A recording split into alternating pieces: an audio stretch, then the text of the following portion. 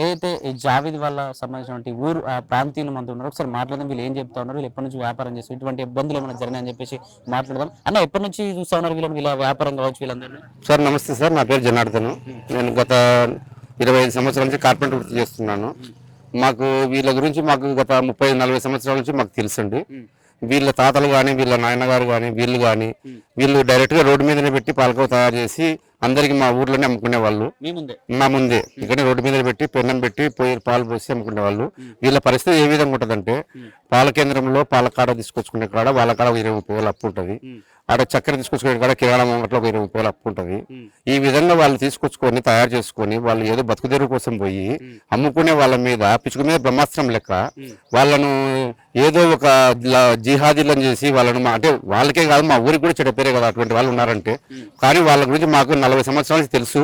వాళ్ళు ఎటువంటి వ్యక్తులు అనేది వాళ్ళకు తిండి లేదు.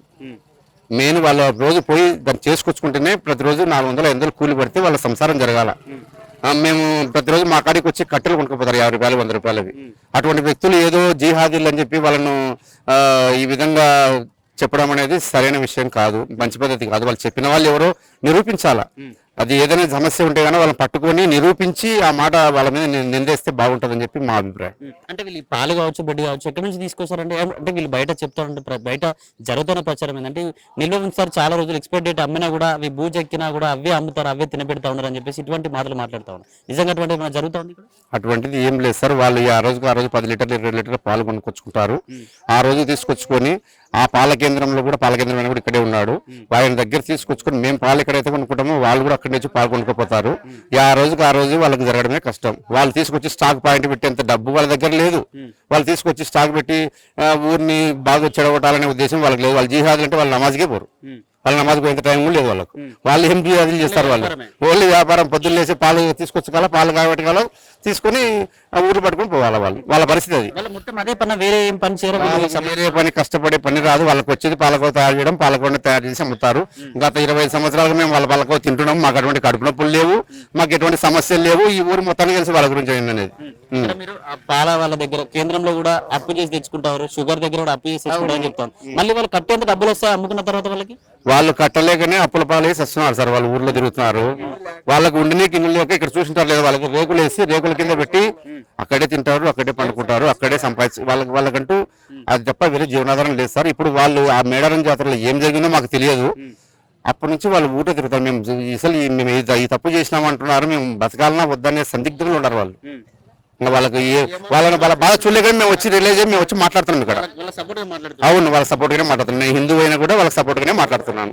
అంటే ఇప్పుడు సోషల్ మీడియాలో కూడా ఆయన బండి తిన్న విధానం అవన్నీ కూడా చాలా ఇబ్బందికి గురి చేస్తున్నారు. చాలా మంది కూడా కన్నీరు పెడతా ఉన్నారు. నిజంగా ఒక చిన్న వ్యాపారి దగ్గరికి పోయి డైలీ ఒక 5,000 సంపాదించుకునే దగ్గరికి పోయి ఇంత ఇబ్బంది పెట్టడం ఏంటంటే చాలా మంది సపోర్ట్ గా మాట్లాడారు. ఎట్లా అనిపిస్తుంది అన్న? అంటే ఊర్లోకి వచ్చి ఎట్లా అనిపిస్తుంది? చాలా బాధగా ఉంది.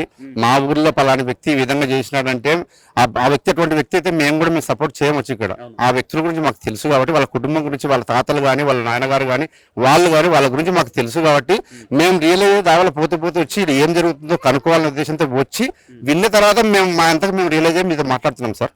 కాబట్టి మీడియా వాళ్ళు దయచేసి ఈ విషయంలో వాళ్ళది ఏదైనా తప్పు ఉంటే ఖచ్చితంగా శిక్షించండి. అనవసరంగా వాళ్ళ మీద లేనిపోయి నిందలేసి వాళ్ళ కడుపు కొట్టింది కాబట్టి వాళ్ళు బతకడమే కష్టం, భారంగా బాధపడుతున్నారు వాళ్ళు. మీడియా వాళ్ళు దయచేసి సహకరించి వాళ్ళకు సరైన న్యాయం చేసి దీంట్లో ఎటువంటి నిజం లేదని మీరు గ్రహించి ఇదే మీడియా తరపున ఏ విధంగా అయితే వాళ్ళ చెడు ప్రచారం జరిగిందో అదే మీడియా తరపున వాళ్ళకి మంచి చేయాలని మనస్ఫూర్తిగా మీడియా వారిని కోరుతున్నాం. ఇక్కడ ఫుడ్ జిహాద్ జరిగింది, దీనికి సంబంధించి కావాలనే హిందువులకు పిల్లలు పుట్టకుండా ఇటువంటి అమ్మి కూడా తినిపిస్తా ఉన్నారు, మత మార్పిడి జరుగుతుంది, రకరకాల కూడా మాటలు వస్తా ఉన్నాయి, వినిపిస్తా ఉన్నాయి. రోజు కూడా మీరు సోషల్ మీడియాలో చూస్తూ ఉంటారు, ఎక్కువ కూడా మద్దతు మీకు తెలుపుతా ఉన్నట్టు పరిస్థితి. ఏం చెప్పాలంటారు దీనికి సంబంధించి? వీళ్ళ ఫ్యామిలీ గురించి కావచ్చు ఇటువంటి ఇష్యూస్. చాలా మంచి మాట అడిగినాడు సార్. పాలకోవ అమ్మేవాడు హిందువుకి ఒక్కరికే అమ్ముతాడా, ముస్లింకి అమ్మడా? కొనేవాడు నువ్వు ముస్లిం నువ్వు కొనాకని చెప్తాడా? వ్యాపారం చేసేవాడు సమంగా అందరికీ దావలు పోతే అందరికి ప్రతి ఒక్కరికి అమ్ముకుంటూ పోతాడు కదా. అది హిందూ అని ముస్లిం అని వ్యాపారం చేసుకునే తెలుసా? ఈ విధంగా చెప్పడం తప్ప కరెక్ట్ సార్. మీరు కూడా గ్రహించాలా ఈ విషయం మీద. మీరు ఖచ్చితంగా వాళ్ళు చెప్పిన వాళ్ళ మీద కఠినమైన చర్య తీసుకోవాలి. అమ్మేవాడు నువ్వు సాయిబువా హిందువా అని చెప్పి అమ్మడు కదా. మళ్ళీ వాళ్ళు జిహాదీలు ఇట్లా పిల్లలు పుట్టకుండా చేస్తారంటే వాళ్ళు బొట్టు పెట్టుకుని అమ్ముకుంటూ పోతున్నాడా? వాళ్ళకేం లేదు కదా. పాలక వాడి దావలో నడుచుకుంటూ తిరుగుతున్నాడు వాడు. అందరు కొనుక్కుంటున్నారు, అందరు తింటున్నారు. అటువంటి సమస్యలే లేవు ఈడ. అటువంటి ఉద్దేశాలు కానీ వాళ్ళు అటువంటి మనుషులు కానీ కాదు. వీళ్ళు చెప్పడంలో అసలు ఇంతసేపు చాలా మంది మాట్లాడుతున్నారు. ఒక వ్యాపారస్తుడు సపరేట్ గా ప్రత్యేకించి హిందువులకు అమ్ముతుంటే దాని మీద మీరు ఖచ్చితంగా చర్య తీసుకోవాలా. వాళ్ళు దాబట్టుకొని అమ్ముకొని తిరుగుతారు. వాళ్ళు హిందువులు తిరుగుతారు, ముస్లిం తిరుగుతారు, పొద్దున గుడిసి తిరుగుతారు. ఇక్కడ లోకమోదారు ఆడ కూడా వచ్చి వాళ్ళ పాలక అమ్ముతారు. ఆడ హిందువులు తింటారు, ముస్లింలు తింటారు.